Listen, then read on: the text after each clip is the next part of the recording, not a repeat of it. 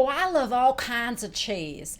Cheddar cheese, sharp cheese, string cheese, shredded cheese, sliced cheese, Gouda, whatever that is. Cheese in a can. Hi everybody, it's me, Jill, and welcome to Jill Informed. This is the recap of Vanderpump Rules, Season 7, Episode 4, Lisa's Dilemma. This episode picks up where we left off in Episode 3 with Lisa and Katie talking and the ultimatum. And Lisa basically just tells her that you're going to have to trust me to do the right thing. So Katie leaves and Lisa goes to talk to Natalie. And I don't know, for some reason Lisa and Natalie lapse into French. I don't know why, because we have the subtitles. They know they're on camera, right? Maybe it's just easier for Natalie. So Natalie's feeling is that, James is really doing good for the company. And she's like, we're doing 20% more on Tuesday nights because of him. So she asks Lisa, do you think that she could forgive him? To Lisa's credit, she said, but why should she have to?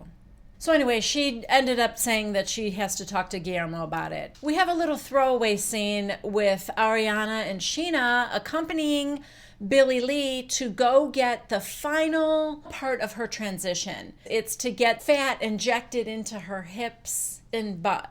Scheana tells them that she's moving and that James has offered to help her move, and that her plan is that when he's done, she's going to have a talk with him. She thinks she needs to end her friendship with James in order to have Katie and Stassi and Kristen, accept her into the coven.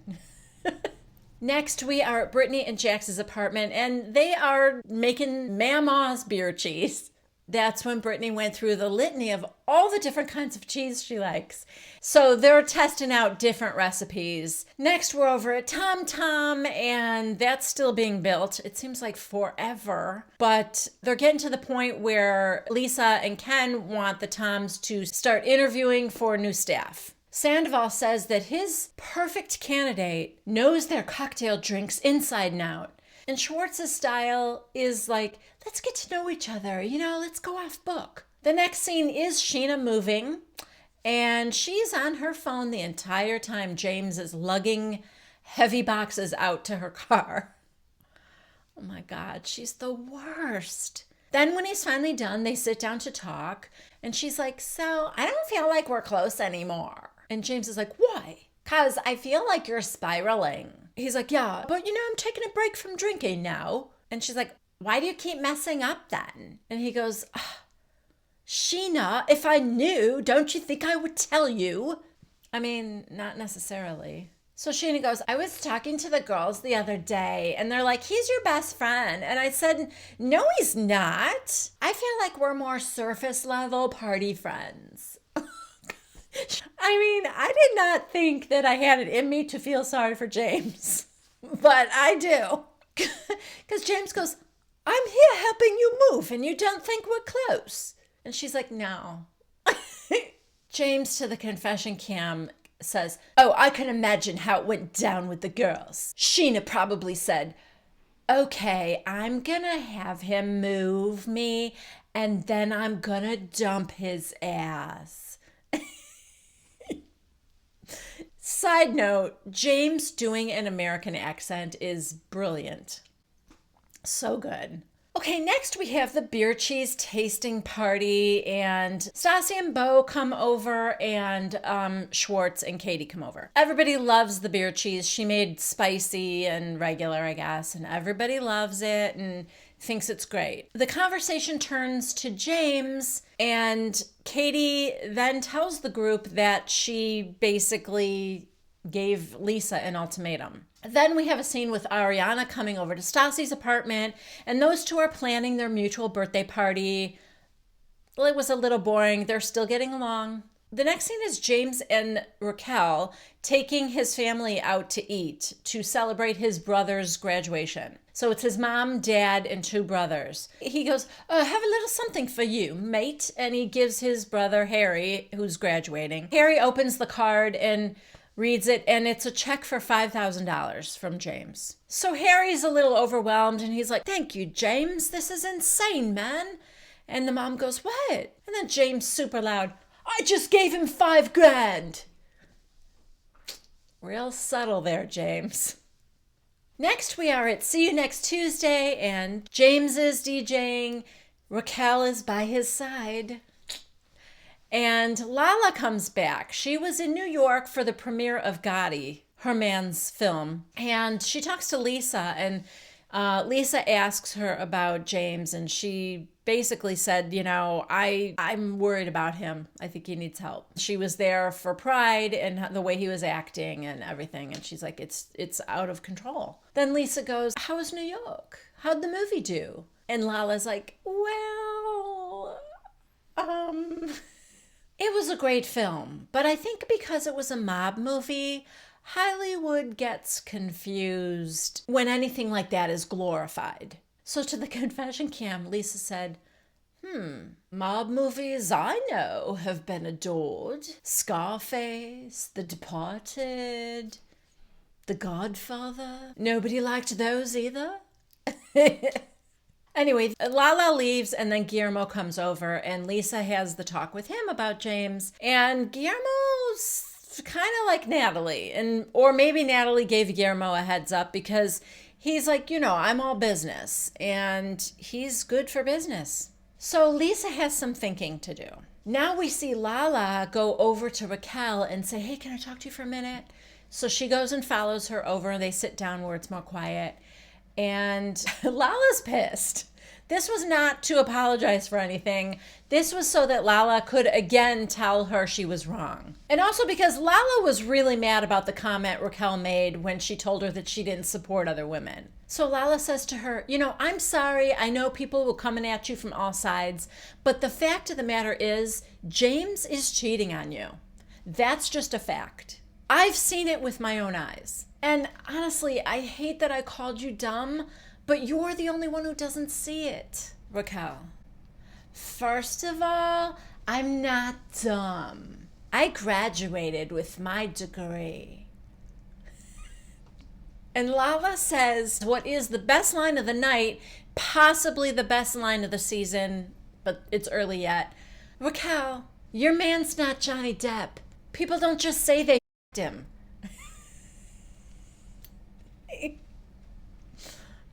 That is true. And I'm sure Raquel did not understand this, but she then said, in fact, you're the only woman I know who isn't embarrassed that she slept with James.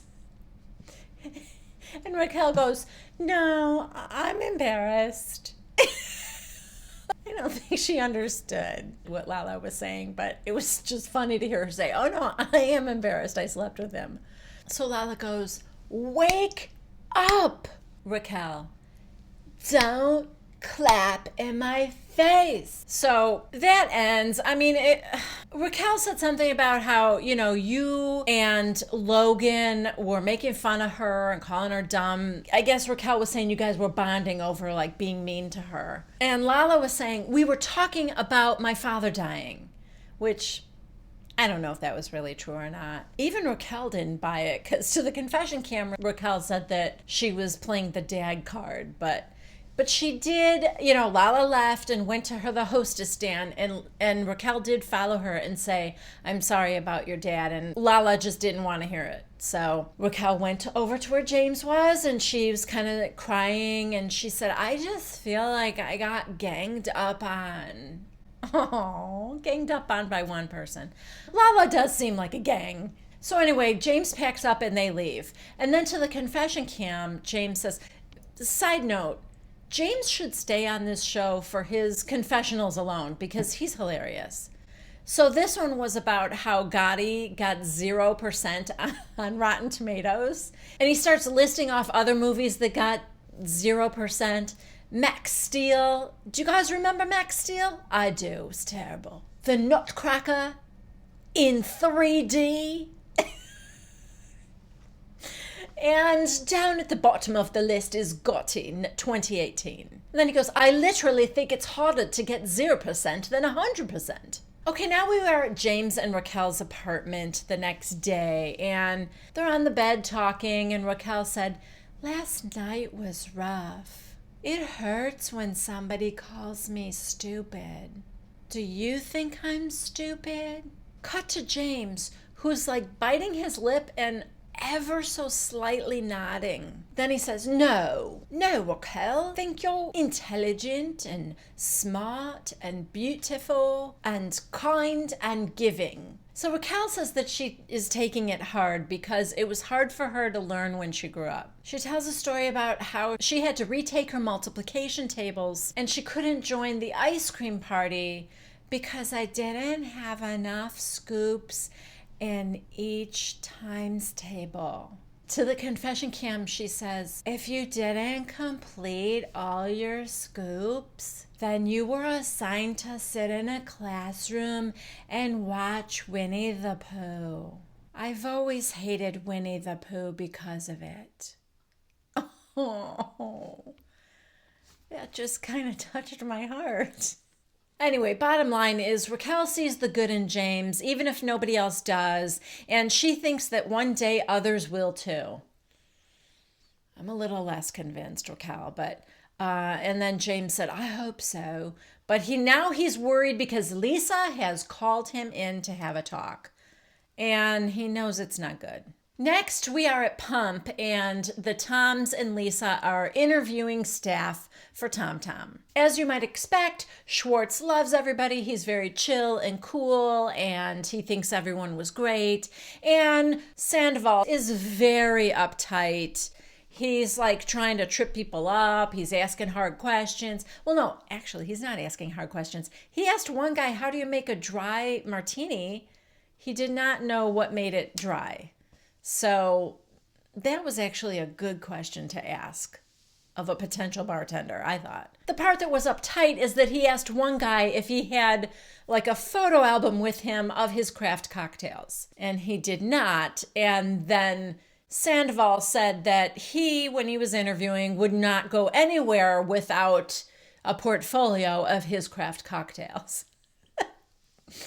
Oh, God. There's a lot I like about him, though. Oh, then we get to see Hud. That's Teddy Mellencamp's brother. And he comes in to interview. And Lisa hires him on the spot, of course. And Sandoval does not like that at all. All right. Now James shows up for his meeting with Lisa. They go over to another table, but they're still within earshot, I think. And visual. I think Sandoval's got a visual on them. She starts off by telling him how upset she is with him. He responds like a big baby, of course. Well, they started it. They called me names first. Well, okay. But you're a grown man now, so. So we kind of cut over to where Schwartz and Sandoval are, and they're like looking over, and Schwartz goes, she's not going to fire him, is she? Dude, your wife threatened to leave if she didn't fire him. Are you rooting for him to stay? I don't know. I do not get that relationship. Anyway, back to Lisa and James. Apparently there is a darkness inside of James that comes out when he's drinking. And that is pretty much his explanation. But he does tell her that he's never touching alcohol again.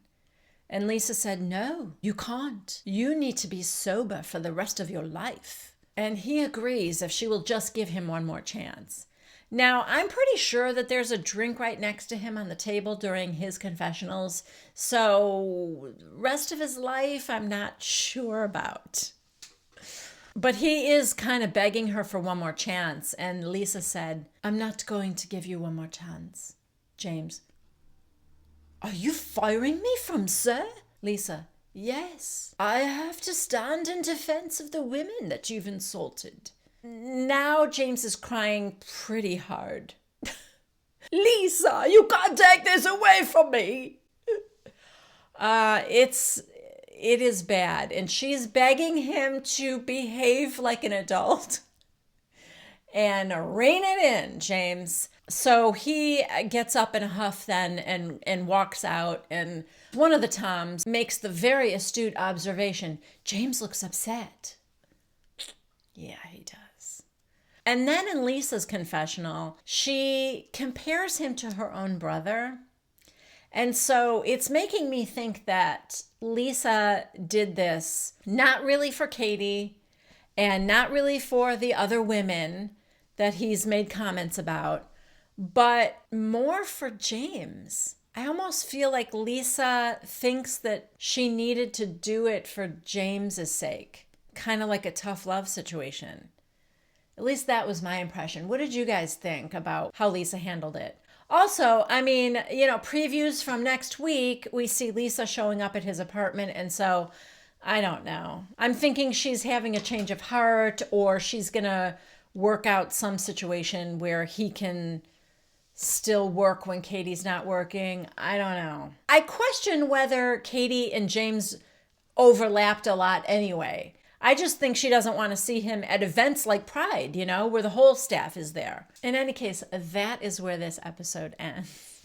Okay, I have a viewer comment from Tanya Roberts, who asked me if I could do a scene with James, Raquel, and Brittany. So Tanya, this is for you. James, I was so embarrassed when you had sex with my beer cheese. What? I never. Did you, James? I'm so tired of defending you. I swear I haven't had sex with cheese since we've been together, Raquel. I brought a batch of beer cheese to Coachella, James, and you took it in the bedroom. I was so humiliated. It was in front of everybody. No, I swear I didn't. You're all liars. JX took a picture of you in bed with my beer cheese, and I have it right here. I'm gonna need more proof. And scene. There you go. That was all I could come up with. I was trying to find a character that James hadn't already slept with. And I could not get Mama's beer cheese out of my mind. All right, guys, that's it for me. If you haven't already done so, please consider subscribing to Jill Informed. Please give this video a thumbs up if you liked it. And don't forget to leave a comment down below. I do read all your comments, as you can see. And I appreciate them all. So I hope to see you next Monday at 1 p.m. Central Time for the next recap of Vanderpump Rules. Bye.